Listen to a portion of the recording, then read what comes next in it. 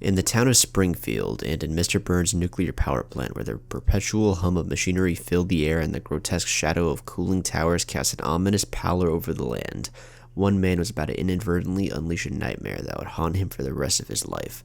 Homer Simpson, the hapless, overweight safety inspector at the plant, had never been known for his intelligence or responsibility. But on this fateful day, his sheer idiocy would lead to an unimaginable catastrophe. The morning had started like any other in the Simpson household. Homer reluctantly dragged himself out of bed, scratching his unshaven face and grumbling about the monotony of his job. His wife, Marge, busied herself in the kitchen trying to whip up a hearty breakfast for her family, while Bart, Lisa, and Maggie prepared for another day of school. The sun was shining outside, and for a brief moment, all seemed well in the world.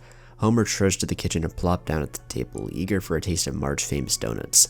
As he wolfed down the treat, he muttered, donuts. It was just another day in the life of the gluttonous oaf. Little did he know that the simple craving would lead to a disaster of apocalyptic proportions. At the power plant, Homer's incompetence was legendary. The regular safety drills and procedures were an annoyance to him, and he often cut corners, overlooking vital checks and took long naps when he was supposed to be vigilant. The combination of his laziness and the plant's antiquated equipment had turned him into a ticking time bomb. This particular morning, Homer's insatiable appetite led him to sneak off for another donut break, leaving his post unmanned. As he gorged on his stolen pastries, an alarm blared in the control room. It was too late to react. The outdated equipment had malfunctioned, and there was no stop to the inevitable. As the minutes passed, Homer continued to devour donut after donut, blissfully ignorant of the chaos that was unfolding at the power plant. The alarms grew louder, and the plant's emergency systems kicked in, but it was too little, too late. A nuclear meltdown was imminent. The catastrophic failure triggered a cataclysmic explosion, sending shockwaves rippling through the town of Springfield. The nuclear mushroom cloud rose high into the sky, casting a dark shadow over the once peaceful community. It was as if the very essence of evil had been unleashed. Homer, still oblivious to the unfolding disaster, decided he'd had enough donuts for one day and waddled his way back to his workstation. As he approached the power plant, he was greeted by a scene of utter devastation. The facility was in ruins, and the once blue skies were now shrouded in a sickly green hue. Panic gripped his heart as he realized the magnitude of the disaster he had caused. Dropping to his knees, Homer wept, realizing the lives he had inadvertently put in danger. The fallout from the explosion was spreading rapidly, and the radiation was transforming the environment in horrifying ways. As he stared at the surreal landscape, he noticed that trees, plants, and animals in the area had become grotesque abominations. Their mutated forms twisted and unnatural. It was as if the radiation was speeding up. Mutant creatures roamed the streets, their distorted bodies barely recognizable as anything that had once been part of the natural world, but was even more horrifying were the people. The citizens of Springfield had been turned into horrifying monsters. Their flesh was disfigured, their limbs elongated and twisted, their eyes glowing with malevolent energy. They shambled through the town like zombies, their inhuman cries of agony and despair echoing through the air. Homer's heart raced as he realized that he needed to find his family. He stumbled through the nightmarish landscape of Springfield, desperately searching for Marge, Bart, Lisa, and Maggie. His footsteps echoed in the empty streets as he called out their names, his voice trembling with fear and sorrow. Finally, after what felt like an eternity, Homer reached the Simpson family home, but what he found inside was a vision of horror beyond anything he could have imagined. Marge, once the pillar of the family, had been transformed into a grotesque, hulking monstrosity. Her once kind eyes were now filled with rage and madness, and her tentacle-like arms reached out to grab Homer.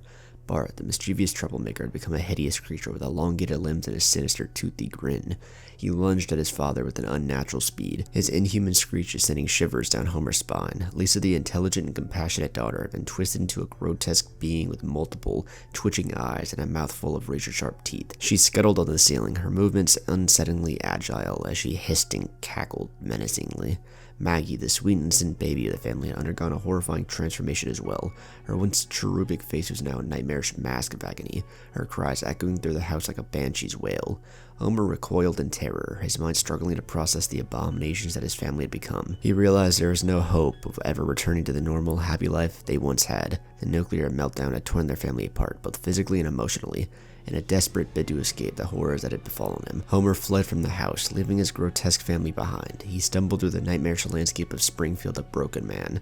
The once vibrant town had been reduced to a nightmarish realm, a place of unspeakable horror and suffering. As Homer continued his journey through the decimated town, he encountered other survivors, or what remained of them. Some had been transformed into hideous mutated creatures, while others had gone mad from the trauma of the disaster. They attacked Homer on sight, driven by insatiable hunger for flesh and a need to inflict pain on others. Homer's life became a never-ending cycle of fear and survival. He scavenged for food and water in the ruined town, always in the run from the horrors that lurked around every corner. The radiation had turned Springfield into a nightmarish hellscape, and Homer had become one of its tormented denizens. The radiation was instantaneous. He had damned that Mr. Burns for the unnatural experiments he knew he was doing, but Homer had kept his mouth shut. And this was the fucking outcome. In his darkest moments, Homer contemplated ending his own life, but he couldn't bring himself to do it. The guilt and despair were a heavy burden he had to bear. He had caused the nuclear meltdown, and he couldn't escape the consequences of his actions. Months turned into years, and Homer's journey through the radioactive wasteland continued. He had become a shadow of his former self, a haunted and broken man. The memories of his family and the life he had once known haunted his every step. The radiation had not only twisted the world around him, but had also taken a toll on his own body. His hair had fallen out. His skin had become mottled and diseased, and the body was weak and frail. One day, as he was wandering the desolate streets of Springfield, he stumbled upon a lone, mutated dog. Its body was a grotesque patchwork of flesh and fur. Its eyes empty and lifeless. The poor creature looked up at Homer with a strange sense of recognition, and for a moment, Homer felt a glimmer of hope. He reached out to pet the mutated dog, and it nuzzled at his hand. In that moment, Homer realized that he was not alone in his suffering.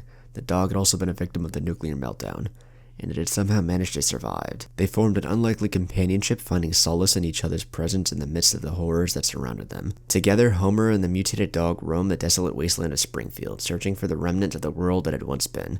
They encountered other survivors, each with their own stories of loss and despair.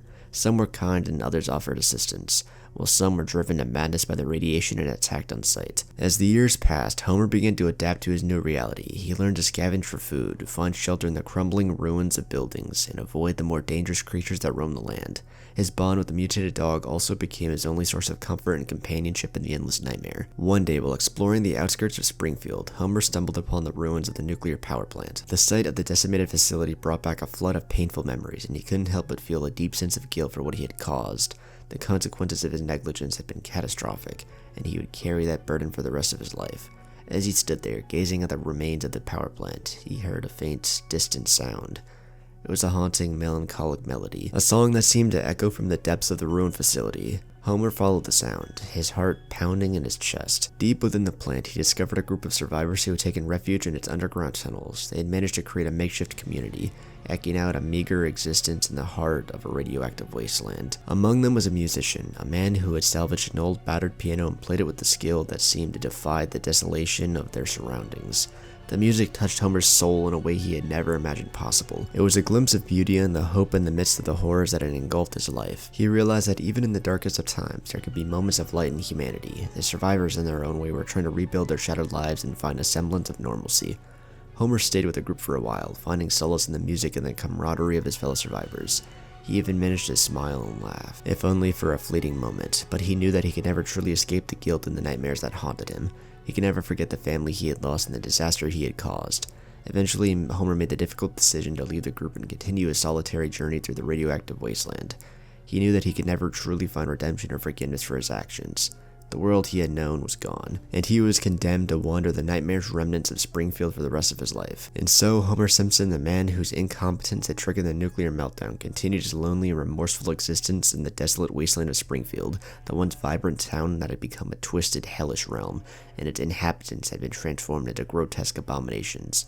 The guilt of his actions weighed heavily on his soul, a constant reminder of the damage and devastating consequence of his negligence.